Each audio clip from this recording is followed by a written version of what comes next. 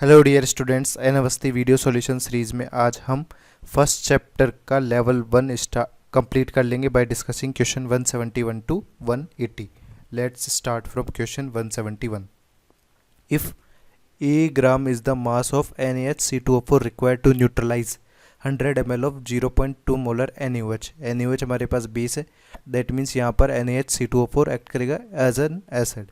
फिर हमारे पास दिया गया b gram that required to reduce 100 ml of 0.02 molar KMnO4। KMnO4 oxidising agent है, यानी इसको रिड्यूस करेगा, तो यहाँ पर एज ए रिडक्टेंट यूज़ करेगा। तो इन दोनों केसेस में हमारे पास मास दिए गए हैं इस कंपाउंड की, उनमें रिलेशन डेवलप करना है। तो सबसे पहले अपन ले लेते हैं कि NaHC2O4 ये एक्ट करे as an acid, act as an acid. ठीक है, तो ये एसिड की तरह एक्ट करेगा, तो यहाँ पर H प्लस कितने प्रोवाइड करेगा, 1H प्लस प्रोवाइड करेगा। दैट मीन्स इसका एन फैक्टर हो जाएगा 1, और इसका जो मोलर मास होता है वो हमारे पास होता है 112 ग्राम। तो यदि अपन इक्विवेलेंट मास निकालें, इक्विवेलेंट मास हो जाता है molar mass divided by n factor. तो हमारे पास मोलर मास गिवन है और एन फैक्टर भी आ गए, तो यहाँ पर 112 ग्राम इक्विवेलेंट मास हो जाएगा। अब इसकी रिएक्शन आप NaOH के साथ में रिएक्शन कराएंगे तो क्या होगा कि NaHC2O4 ये NaOH के साथ में रिएक्ट करेगा और एक न्यूट्रलाइजेशन रिएक्शन शो हो जाएगी। तो इसमें हमारे पास कंप्लीट रिएक्शन के बाद क्या हो जाएगा, equivalent of NaHC2O4 equal to होगा इक्विवेलेंट ऑफ NaOH।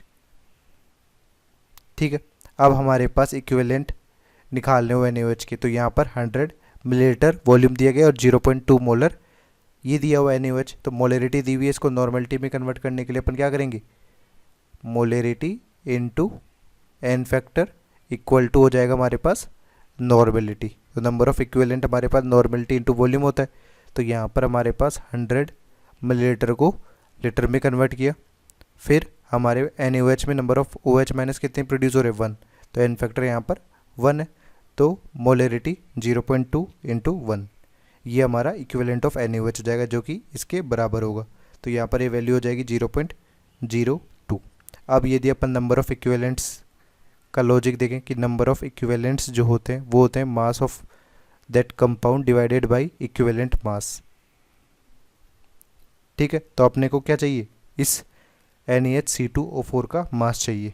तो हमारे पास mass of NaHC2O4 act as an acid ये इक्वल टू किसके बराबर होगा, ये स्मॉल a के बराबर हो जाएगा। अब इसकी वैल्यू कितनी होगी, यहाँ पर नंबर ऑफ इक्विवेलेंट्स को मल्टीप्लाई कर देंगे इक्विवेलेंट मास से। तो नंबर ऑफ इक्विवेलेंट्स हमारे पास 0.02 आ रहा है और इक्विवेलेंट मास 112 था। तो इसको सॉल्व करेंगे तो ये वैल्यू आ जाएगी 2.24 ग्राम। तो हमारे पास a की वैल्यू आ गई 2.24 ग्राम। इसी तरह से आपको b की वैल्यू भी निकालनी पड़ेगी। तो b की वैल्यू के लिए अपन क्या करें कि यहाँ पर NaHC2O4 ये एज एन रिडक्टेंट यदि यूज़ होता है तो हमारे पास क्या होगा, इससे अपने पास क्या मिल रहा है, C2O4 2 माइनस, ये रिएक्ट करेगा किसके साथ, KMnO4, तो MnO4 माइनस। अब अपने पास इसका ऑक्सीडेशन होगा, ये ऑक्सीडाइज होकर CO2 में कन्वर्ट हो जाएगा और MnO4 माइनस Mn2 प्लस में। तो यहाँ पर ये +7 से +2 में जा रहा है, तो इसका एन फैक्टर हमारे पास कितना होगा, 5। ठीक है, और यहाँ पर ये +3 से +4 में जा रहा है कार्बन, तो इसका एन फैक्टर हमारे पास चेंज 1 का हो रहा है और पर एटम नंबर ऑफ एटम्स हमारे पास 2 है, तो यहाँ पर एन फैक्टर 2 हो जाएगा। अब यहाँ पर भी अपन वही लॉजिक लगाएंगे कि equivalent of NaHC2O4 complete reaction के बाद में क्या हो जाएगा, इक्विवेलेंट ऑफ MnO4 माइनस। तो यहाँ पर इक्विवेलेंट ऑफ MnO4 माइनस में देखें तो कितना है, 100 मिलीलीटर, 100 इंटू 10⁻³ और मोलरिटी हमारे पास है 0.02। इसको नॉर्मलिटी कन्वर्ट करने के लिए एन फैक्टर से मल्टीप्लाई करेंगे, एन फैक्टर हमारे पास 5 है। ये वैल्यू हमारे पास कितनी हो जाएगी, ये हो जाएगी 0.01। ठीक है, तो इक्विवेलेंट ऑफ NaHC2O4 अपने पास आ गया। अब यहीं से अपन mass of NaHC2O4 similar to this निकालें कि mass of NaHC2O4 as an reductant क्या हो जाएगा हमारे पास बी की वैल्यू ये हो जाएगी 0.01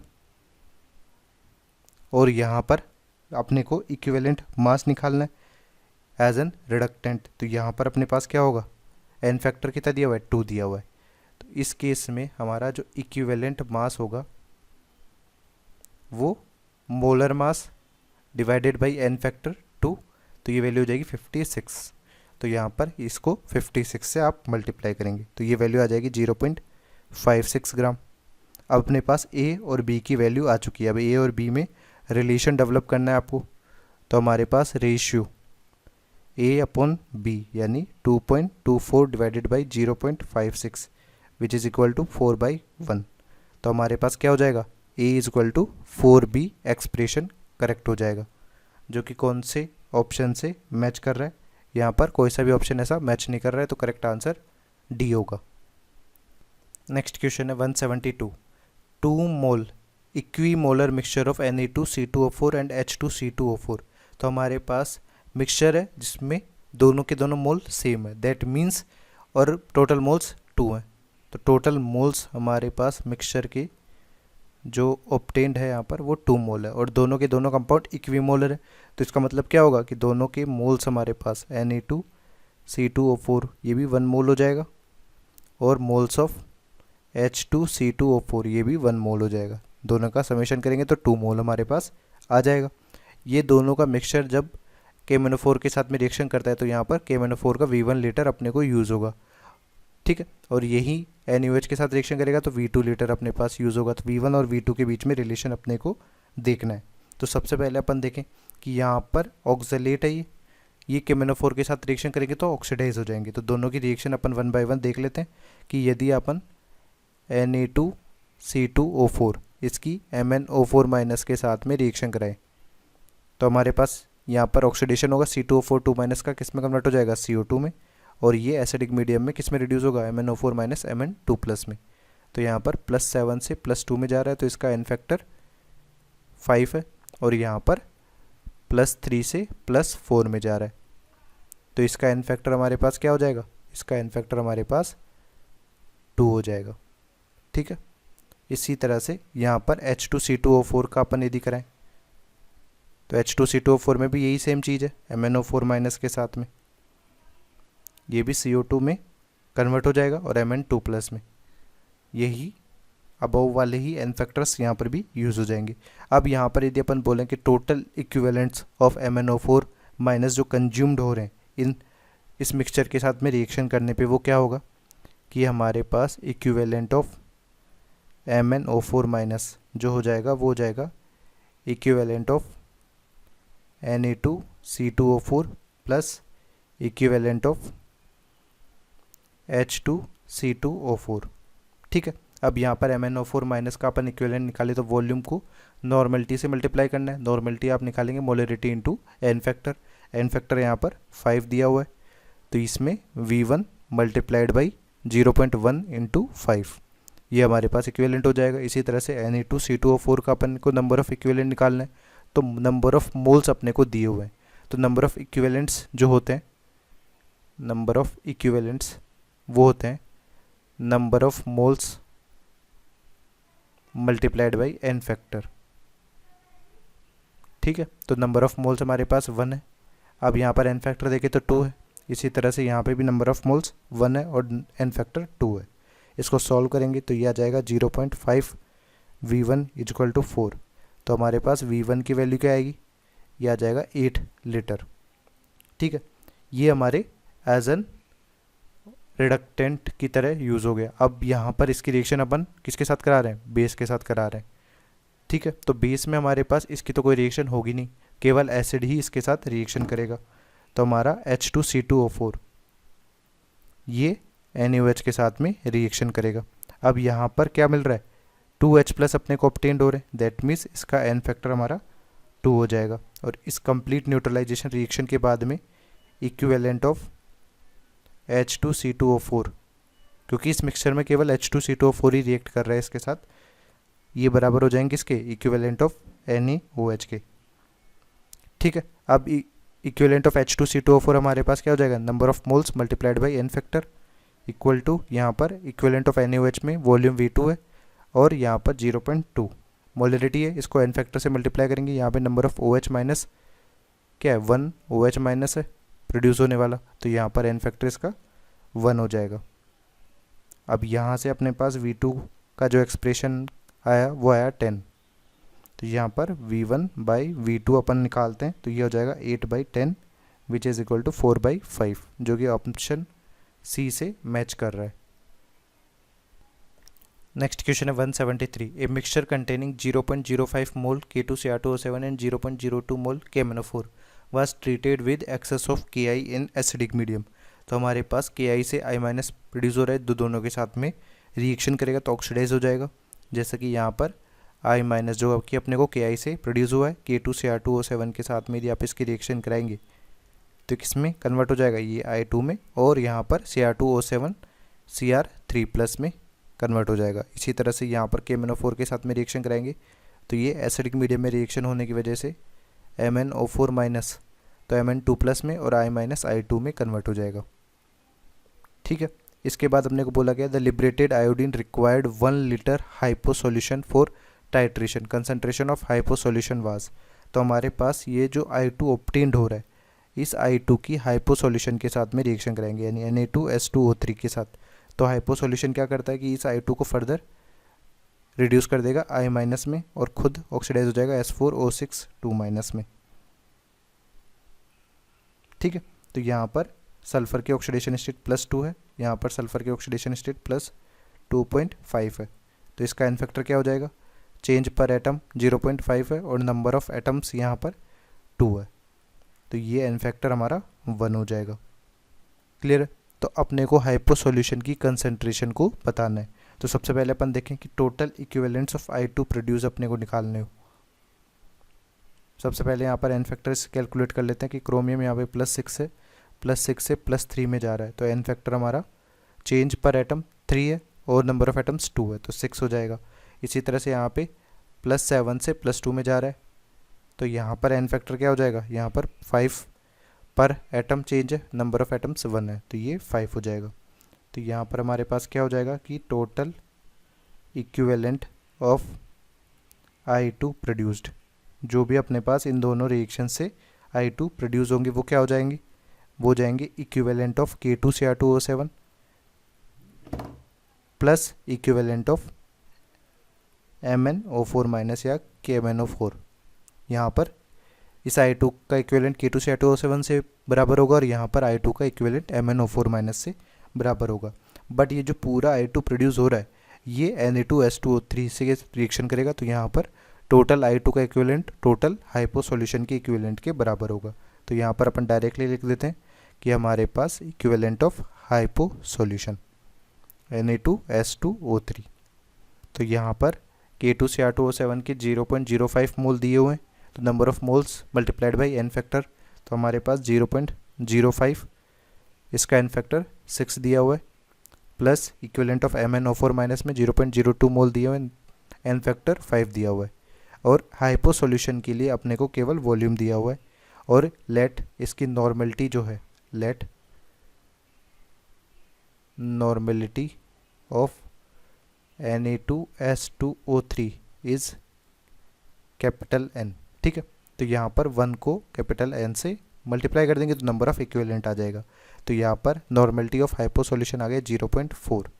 अब अपने को concentration in terms of mole पर लीटर यानी मोलरिटी कैलकुलेट करनी है। तो नॉर्मेलिटी जो होती है हमारे पास वो होती है मोलरिटी इनटू एन फैक्टर। अब हमारे पास हाइपो सॉल्यूशन का अपन एन फैक्टर देखें तो यहाँ पर 1 आ रहा है, नॉर्मेलिटी हमारे पास 0.4 दी हुई है, तो यहाँ पर मोलरिटी कितनी हो जाएगी, मोलरिटी हमारे पास हो जाएगी 0.4 मोल पर लीटर, जो कि कौन से ऑप्शन से मैच कर रही है, ऑप्शन ए हमारा करेक्ट आंसर हो जाएगा। नेक्स्ट है 174, in an आयोडोमेट्रिक titration following reactions occurs 0.12 mole of copper sulfate was added to excess of Ki solution and the liberated iodine required 120 ml of hypo solution। the molarity of hypo solution अपने को calculate करना है। तो यहाँ पर 0.12 मोल ये दिया हुआ है। तो इसमें रिएक्शन यदि अपन कराएं तो यहाँ पर बैलेंस्ड रिएक्शन में 2 मोल Cu2+ से अपने को क्या मिल रहा है, यहाँ पर अपने को 1 मोल I2 मिल रहा है। इसी तरह से यहाँ पर इस रिएक्शन के केस में अपन बोलें कि यहाँ पर 1 मोल I2 require 2 mole hypo solution for complete reaction. अब इन दोनों केसेस में अपन देखें कि यहाँ पर अपने पास I2 जो प्रेजेंट ऑब्टेन्ड हुआ था वही I2 फर्दर हाइपो सॉल्यूशन में यूज हो रहा है। ठीक है, यहाँ पर ये दोनों सेम है। तो इस दोनों सेम एक्सप्रेशन से अपन क्या लिख सकते हैं कि यहाँ पर moles of Cu2+ equal to हो जाएंगे मोल्स ऑफ हाइपो सॉल्यूशन। तो हमारे पास moles of Cu2+ equal to moles of hypo solution Na2H2O3 reacted with iodine. ठीक है, तो हमारे पास मोल्स ऑफ Cu2+ 0.12 है और मोल्स ऑफ हाइपो सॉल्यूशन अपने को निकालना है। तो इसमें वॉल्यूम दिया हुआ है, इसको मोलरिटी से मल्टीप्लाई कर देंगे तो वॉल्यूम 120 ml है मल्टीप्लाइड बाई मोलरिटी। तो यहाँ पर कैलकुलेट करने पे हमारे पास जो मोलरिटी आ जाएगी हाइपो सॉल्यूशन की Na2H2O3 वो आ जाएगी 1 मोल पर लीटर, जो कि ऑप्शन डी में दिया हुआ है। नेक्स्ट क्वेश्चन है 175। 32 gram of a sample of ferrous sulphate were dissolved in dilute sulphuric acid and water and its volume was made up to 1 litre. 25 ml of this solution required 20 ml of 0.02 molar KMnO4 solution for complete oxidation. Calculate the weight percentage of FeSO4.7H2O in the sample. तो सबसे पहले हमारे पास जो ferrous sulphate है उसमें Fe कौन सी oxidation state में, Fe2+ में। तो यहाँ पर Fe2+ और ये KMnO4 के साथ में रिएक्शन करेगा, तो यानी MnO4- के साथ में ये ऑक्सीडाइज हो जाएगा किस में, Fe2 से Fe3+ में ऑक्सीडाइज हो जाएगा और यहाँ पर Mn2+ में रिड्यूस हो जाएगा +7 से। तो यहाँ पर एन फैक्टर क्या होगा, यहाँ पर एन फैक्टर हमारा 5 हो जाएगा, इसमें एन फैक्टर हमारे पास 1 हो जाएगा। ठीक है, इसमें रिएक्शन जब हो रही है तो इसमें क्या हो जाएगा कि इक्विवेलेंट ऑफ Fe2+ या फेरस सल्फेट आप बोल सकते हैं इक्विवेलेंट ऑफ KMnO4। अब अपने पास इक्विवेलेंट कैसे निकालेंगे आप, नॉर्मलिटी इनटू वॉल्यूम। हमारे पास इसका वॉल्यूम कितना था जो रिएक्ट कर रहा था, 25 ml था, तो यानी 25 × 10⁻³ और लेट से इसकी नॉर्मलिटी जो FeSO4 की दी हुई है वो कैपिटल N मान लेते हैं। इक्विवेलेंट MnO4- के निकालने हैं अपने पास, तो इसका वॉल्यूम 20 मिलीलीटर तो वॉल्यूम दिया हुआ है और मोलरिटी दी हुई है 0.02 मोलर, जिसको नॉर्मलिटी में कन्वर्ट करेंगे तो एन फैक्टर का यूज़ हो जाएगा। तो यहाँ पर 5 एन फैक्टर है तो ये हो जाएगा नॉर्मलिटी। तो हमारे पास नॉर्मलिटी ऑफ फेरस सल्फेट जो हो जाएगा वो कैलकुलेट करने पे हमारे पास आ रहा है 20 × 0.02 × 5 डिवाइडेड बाई 25। ठीक है, इसको कैंसिल करने के बाद अपने पास ये जो नॉर्मलिटी है ये हमारी किस में आ रही है, इन 25 मिलीलीटर सॉल्यूशन जो हमारे पास इनिशियली दिया हुआ था। अब यदि अपन बोलें कि नंबर ऑफ इक्विवेलेंट्स और नॉर्मलिटी के बीच में क्या रिलेशन होता है, तो नॉर्मलिटी हमारे पास होता है number of equivalent divided by volume of solution in litre. ठीक है, तो हमारे पास 25 मिलीलीटर सैंपल में नॉर्मलिटी कुछ और होगी और 1 लीटर सैंपल में नॉर्मलिटी कुछ और होगी। तो यदि अपन बोल दें कि number of equivalent in 1 litre which is 1000 millilitre में कितनी होगी।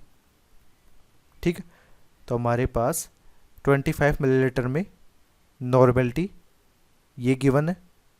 ठीक है, जो कि अपने पास 1 लीटर के केस में भी सेम ही होगी, तो उसको मल्टीप्लाई कर देंगे किससे, वॉल्यूम ऑफ सॉल्यूशन से, यानी 1000 से अपन मल्टीप्लाई कर देंगे तो ये हमारे पास नंबर ऑफ इक्विवेलेंट आ जाएंगे, क्योंकि ये हमारी मिलीलीटर में वॉल्यूम पे नॉर्मलिटी अपन ने निकाली थी। तो यहाँ पर वैल्यू क्या आ जाएगी, 20 × 0.02 × 5/25। ये हमारी नॉर्मलिटी ऑफ FeSO4 सॉल्यूशन है। इसको मल्टीप्लाई कर देंगे वॉल्यूम से, तो ये हमारा नंबर ऑफ इक्विवेलेंट्स आ जाएंगे। अब नंबर ऑफ इक्विवेलेंट्स आप निकालना चाहिए सिंपल, तो हमारे पास मास ऑफ FeSO4 लेट से कैपिटल W है डिवाइडेड बाय इक्विवेलेंट मास। अब इक्विवेलेंट मास अपने को निकालना है। इक्विवेलेंट मास हमारे पास होता है molar mass divided by n factor. तो मोलर मास हमारे पास होता है 278 और एन फैक्टर अपन बोले Fe2 प्लस से Fe3 प्लस में जा रहा है तो 1 है, तो ये 278 हो जाएगा। ठीक है, इसके बाद में अपन देखें कि यहाँ पर यह आ जाएगा इक्विवेलेंट मास 278, तो वैल्यू को कैलकुलेट करेंगे तो W की वैल्यू आ जाएगी 22.24 ग्राम।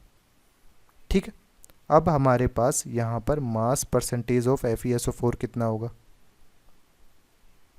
जो कि वेट परसेंटेज अपने को बोला गया है, तो वो हो जाएगा हमारे पास, इसका मास सैंपल में 22.24 है divided by total mass of sample which is 32 gram into 100, तो हमारा कैलकुलेट करने पे वैल्यू आ जाएगी 69.5%। तो वेट बाय वेट परसेंट हमारा 69.5 होगा, जो ऑप्शन बी से मैच कर रहा है। नेक्स्ट है 176।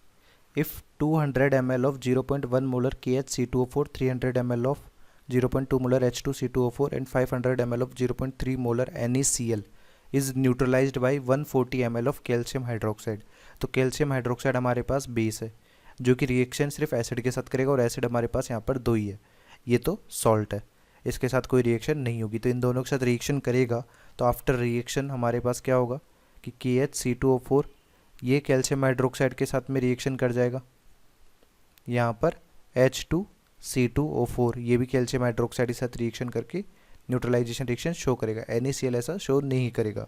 तो अपन क्या लिखेंगे कि हमारे पास वॉल्यूम्स यहाँ पर मिलीलीटर में दिए हुए हैं, तो मिली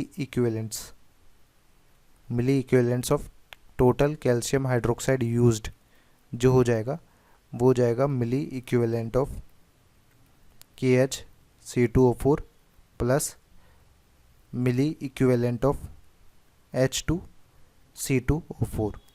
अब यहाँ पर हमारे पास कितना दिया हुआ है वॉल्यूम, कैल्शियम हाइड्रोक्साइड के केस में देखें तो 140 मिलीलीटर वॉल्यूम दिया हुआ है, इसके साथ यहाँ पर अपने को मोलरिटी पूछी गई है, तो मोलरिटी इनटू किससे एन फैक्टर से मल्टीप्लाई करेंगे, तो कैल्शियम हाइड्रोक्साइड में कैल्शियम 2 प्लस और OH माइनस भी 2 मिल रहे, तो यहाँ पर एन फैक्टर क्या हो जाएगा, इसका एन फैक्टर 2 हो जाएगा, तो एन फैक्टर से मल्टीप्लाई कर देंगे तो ये नंबर ऑफ इक्विवेलेंट्स आ जाएंगे।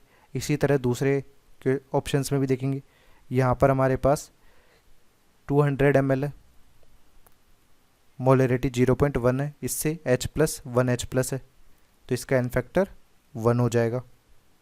इसी तरह से यहाँ पर 2H प्लस है, तो इसका एन फैक्टर हमारे पास 2 हो जाएगा। तो इसमें सॉल्व करने पे वैल्यू 300 मल्टीप्लाइड बाई 0.2 इंटू 2 आ जाएगा। तो सॉल्व करेंगे आप, मोलरिटी ऑफ कैल्शियम हाइड्रोक्साइड जो आ जाएगी वो आ जाएगी 0.5 मोलर, जो कि ऑप्शन बी से मैच कर रही है। ठीक है, नेक्स्ट है 177। 5 mole of equimolar mixture of ferric oxalate and ferrous oxalate requires X mole of KMnO4। Ferric oxalate में हमारे पास Fe3 प्लस स्टेट में होगा और Fe2 प्लस यहाँ पर होगा।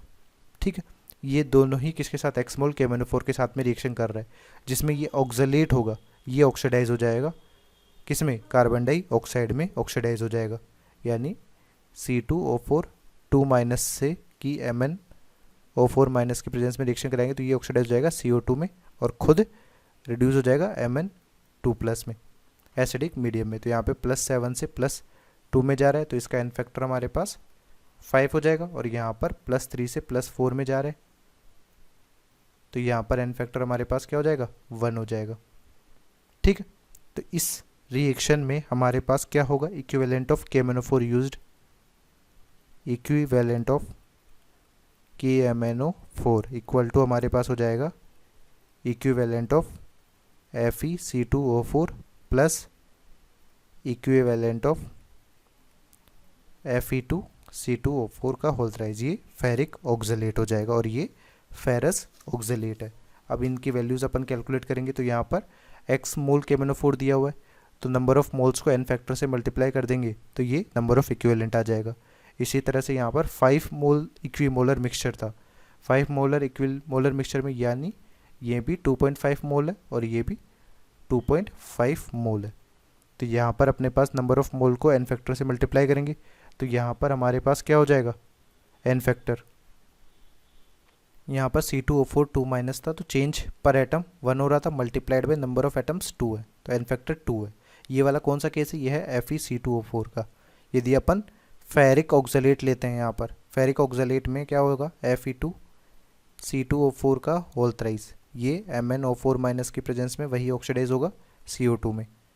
ठीक है, यहाँ पर एन फैक्टर क्या हो जाएगा, चेंज पर एटम 1 हो रहा है और नंबर ऑफ एटम्स यहाँ पर कितने हैं, 6, तो एन फैक्टर 6 हो जाएगा। तो इसकी वैल्यू कैलकुलेट करेंगे आप, तो यहाँ पर 2.5 इंटू 3 प्लस 2.5 इंटू 6, तो x की वैल्यू आ जाएगी हमारे पास 4.5 मोल, जो कि कौन से ऑप्शन से मैच कर रहा है, ऑप्शन बी हमारा करेक्ट आंसर हो जाएगा।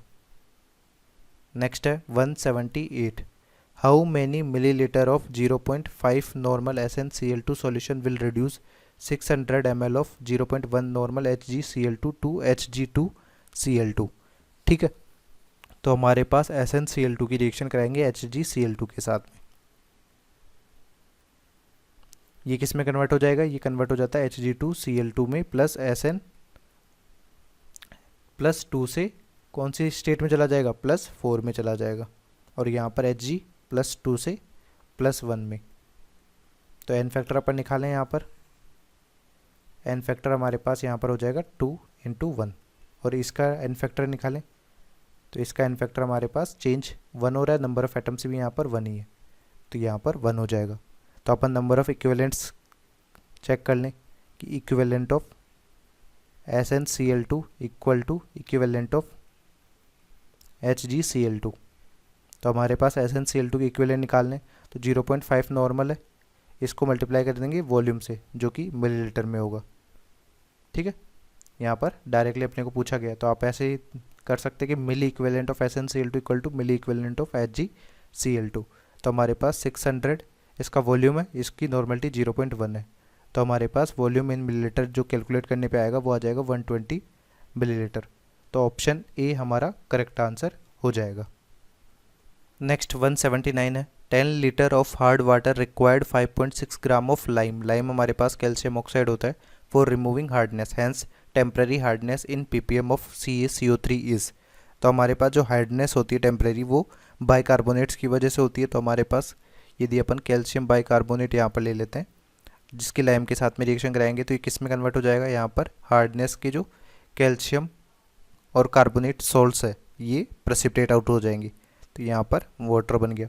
अब इसमें यदि अपन बोलें कि रिएक्शन बैलेंस है तो 1 मोल से 1 मोल कैल्शियम कार्बोनेट मिल रहा है, तो 1 मोल का जो मोलर मास होगा वो होगा 162 ग्राम, और यहाँ पर हमारे पास कितना हो जाएगा, ये 100 ग्राम हो जाएगा। और कैल्शियम ऑक्साइड के केस में भी यही 1 मोल होगा, ये भी 56 ग्राम होगा। अब अपने को यहाँ पर लाइम 5.6 ग्राम ही यूज़ की गई है, तो यानी 56 ग्राम के केस में हमारे पास 100 ग्राम ऑब्टेंड हो रहा था और 162 ग्राम कैल्शियम बाइकार्बोनेट यूज़ हो रहा था। तो यदि इसे अपन 5.6 ग्राम लेते हैं तो यहाँ पर इसके रेस्पेक्ट में यहाँ पर कितना मास होना चाहिए, 16.2, और यहाँ पर भी हमारे पास 10 ग्राम ये ऑब्टेंड हो जाएगा।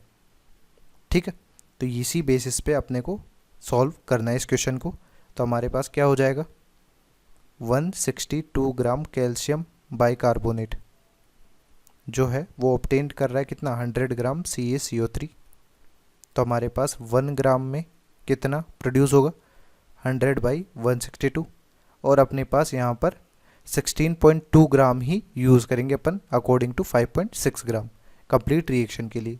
तो हमारे पास 16.2 ग्राम के केस में कितना हो जाएगा, 100/162 इंटू 16.2, तो ये हमारा 10 ग्राम CaCO3 है। इस तरह से भी आप देख सकते हैं।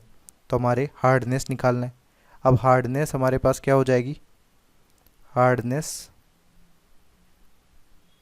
इन टर्म्स ऑफ CaCO3 हमारे पास हो जाएगा mass of CaCO3 divided by mass of water into 10⁶ in terms of ppm अपन ने बोला है। तो हमारे पास मास ऑफ CaCO3 आ गया 10 ग्राम। मास ऑफ वाटर अपने को निकालना है, तो 10 लीटर हमारे पास वॉल्यूम है। 10 लीटर यानी अपने पास 10 इंटू 10⁻³ मिलीलीटर, यानी 10⁻⁴ मिलीलीटर हमारे पास हो जाएगा। तो यदि अपने को मास ऑफ H2O निकालना होगा तो इसको मल्टीप्लाई कर देंगे वॉल्यूम को किससे, डेंसिटी से। तो हमारे पास डेंसिटी ऑफ वाटर कितनी होती है, 1 ग्राम पर ml होती है। तो ये वैल्यू हो जाएगी 10⁻⁴ ग्राम। तो मास ऑफ वाटर हमारे पास आ गया 10⁻⁴ ग्राम। इसको मल्टीप्लाई कर देंगे किससे, 10⁻⁶ से। अब सॉल्व करेंगे तो ये हमारे पास 10⁻³ ppm आ जाएगा, यानी 1000 ppm हमारा आंसर होगा। कौन से ऑप्शन से मैच कर रहा है, ऑप्शन ए करेक्ट आंसर हो जाएगा। नेक्स्ट है 180। 1 litre of pond water contains 20 milligram of calcium 2+ and 12 milligram of magnesium 2+ ions. What is the volume of a 2 normal Na2CO3 solution required to soften 5000 liter of pond water? तो हमारे पास क्या होगा कि ये जो सॉल्ट्स है ये हमारे पास Na2CO3 के साथ रिएक्शन करके प्रेसिपिटेट आउट हो जाएंगे। तो कंप्लीट रिएक्शन जब हो जाएगी हमारे पास तो क्या हो जाएगा कि milli equivalents of calcium 2+ plus milli equivalents of magnesium 2+ equal to हो जाएंगे हमारे पास मिली इक्विवेलेंट्स ऑफ Na2CO3। ठीक है, अब यहाँ पर हमारे पास मास दिया हुआ है, इसको इक्विवेलेंट में कन्वर्ट करना है। तो हमारे पास क्या होता है, नंबर ऑफ इक्विवेलेंट के लिए इक्विवेलेंट मास चाहिए होगा। तो इक्विवेलेंट मास ऑफ कैल्शियम हमारे पास यहाँ पर 20 ग्राम है। इसी तरह से इक्विवेलेंट मास ऑफ मैग्नीशियम 12 ग्राम है। ठीक है, अब अपने को मिली इक्विवेलेंट ही चाहिए तो मास मिलीग्राम में ही ले लेंगे। मिलीग्राम में ही मास है divided by equivalent mass plus यहाँ पर 12/12 हो जाएगा। मिली इक्विवेलेंट ऑफ Na2CO3 अपने को निकालना है। तो इसमें 2 नॉर्मेलिटी दी हुई है और लेट से इसका वॉल्यूम है V, तो यहाँ पे 2 × V। ये सॉल्व करेंगे आपके पास तो 2 V हो जाएगा। तो हमारे पास कैलकुलेट करने पे V हमारे पास क्या आ जाएगा, यहाँ पर मिली इक्विवेलेंट था यानी V इन मिलीलीटर था, तो यहाँ पर 1 ml आ जाएगा वॉल्यूम ऑफ Na2CO3। तो ये हमारे पास क्या था, फॉर 1 लीटर पॉन्ड वाटर के लिए रिक्वायरमेंट थी। तो हमारे पास कितना रिक्वायरमेंट पूछा गया, 5000 लीटर पॉन्ड वाटर के लिए कितना वॉल्यूम ऑफ Na2CO3 रिक्वायर्ड होगा। तो 1 लीटर के लिए 1 मिलीलीटर है, तो for 5000 litre volume of Na2CO3 required जो होगा वो हो जाएगा कितना, 5000 millilitre, which is equal to 5 litre. 5000 millilitre को आप क्या लिख सकते हैं, 5 लीटर भी लिख सकते हैं। तो ऑप्शन सी हमारा करेक्ट आंसर हो जाएगा।